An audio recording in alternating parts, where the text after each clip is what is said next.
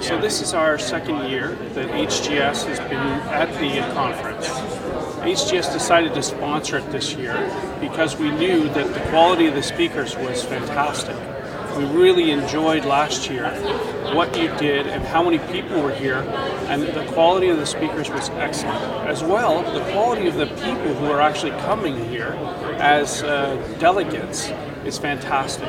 We've been able to network and tell people about who HGS is, and the reason why we wanted to sponsor it this year is because the quality of those people has increased, the number of delegates has increased, and the quality continues to be there.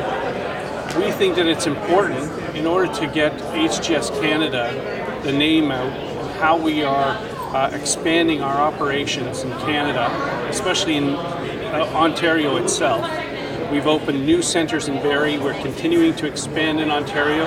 We've created 2,000 jobs in the last 15 months in Ontario, and we wanted people from the Toronto area to understand what a Canadian entity we are.